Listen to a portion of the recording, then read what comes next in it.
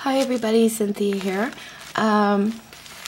First and foremost, I want to thank my new subbies for subscribing. I saw that I had gotten some more new subscribers. So hi everybody, and thank you for subscribing to my channel. I hope you enjoy my videos. I usually like to thank new subscribers on my videos because it's not easy for me to get over to everybody's channel and thank you personally. So I like to say hi and thank you this way. And also thank you to all my people that have been subscribed to me. You guys are so supportive and just so inspiring. And I'm really making some wonderful friends here.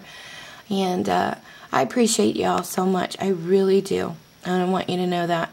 And even though we may not be able to ever meet in person and give each other a real hug, those cyber hugs mean a lot to me because there's some days where you really need them. And yeah, I just want you to know that. You kind of hear I'm a little emotional today, and I apologize, but I didn't get a chance to do my Monday coffee video, and I'm sorry for that.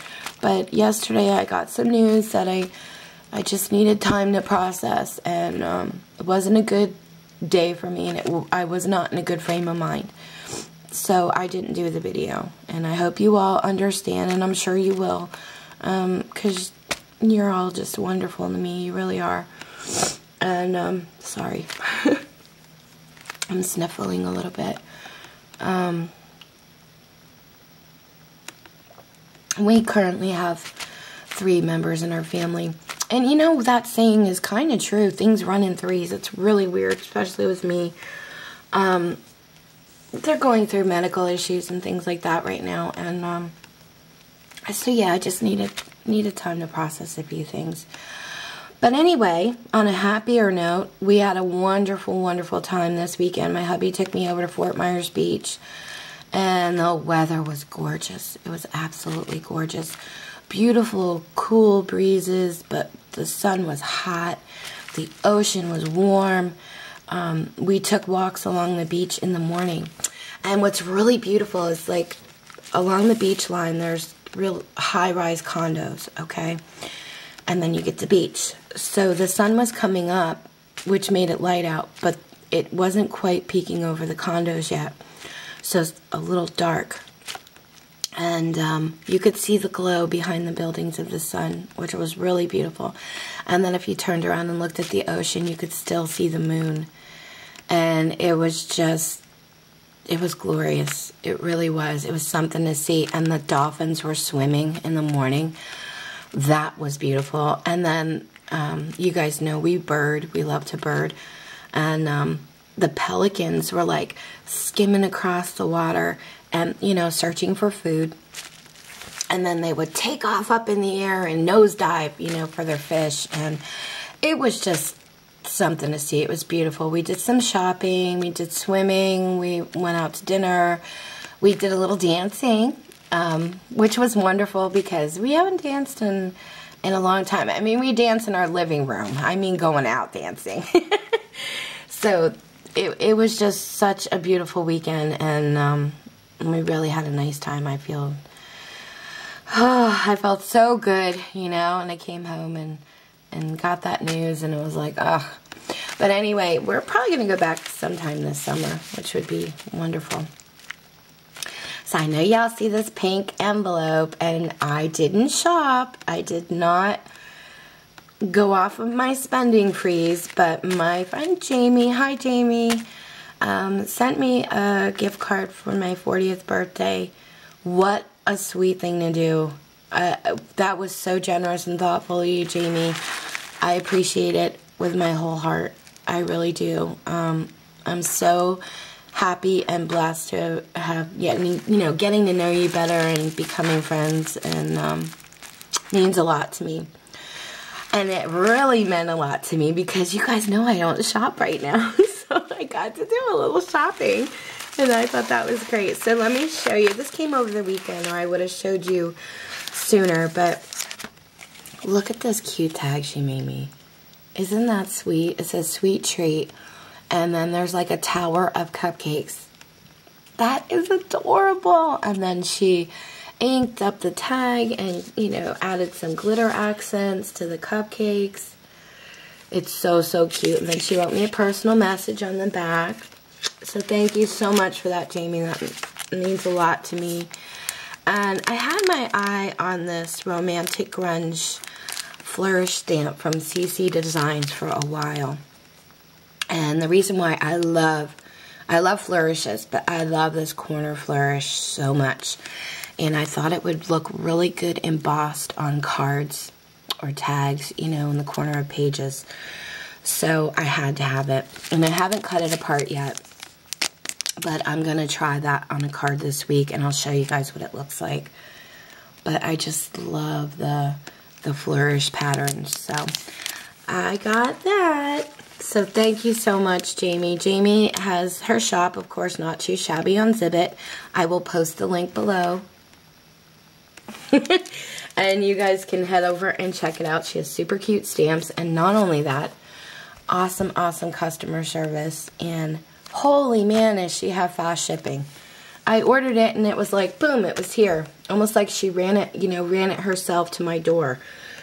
Super fast shipping, seriously. So you won't be sorry. Head over, check her out. I'll post the link below. And this came from my friend Pat. Pat is here on Pat's Treasures and Crafts on YouTube. I will post the link below to her channel. Head on over and show her some YouTube love. What a sweetheart she is. This came yesterday, and I really did need Happy Mail yesterday, and it says, a little Happy Mail for you. Enjoy. And I love these little smiley faces. She usually does those. She has these little smiley faces that when she shows Happy Mail, she brought the smiley faces out. I loved when she did that. I thought it was so cute. Well, she knew that I loved these bags, these paper bags that people were sending me in some racks, and I was wondering where everybody was getting them, and I just loved them. I fell in love with them. She sent me some, not only some, she said she was going to send me, look there's a ton of them here. I love these, Pat. They're gorgeous. I want to hoard them. I don't hoard a lot. You guys know I'm using up my stash, but I really want to hoard these. I love the images on these, on the bags. Absolutely love them. And I want to use them in some journals, you know, as pocket pages and stuff. And yeah, I love them. Pat, thank you so much for thinking of me. And I already have a little rack going for you as we speak. I'll be shipping that out soon. And then she made me a little 3x3 card. You guys know I'm like kind of obsessed with the 3x3s lately. But it has buttons on the paper. Look at that paper. It's so cute. I love anything with, you know, has to do with sewing and buttons and stuff. I just think this is so sweet. And it says just a little note. And then, you know, she wrote me a personal message inside. But Pat, I'm really enjoying getting to know you as well and becoming friends. And I really, really appreciate you sending me these. It means a lot to me. And it really came at a time where I needed it. I really did. I needed a little pick-me-up. So thank you so much for that, Pat. Also, I had a few questions on my clips, and I'm going to address them today.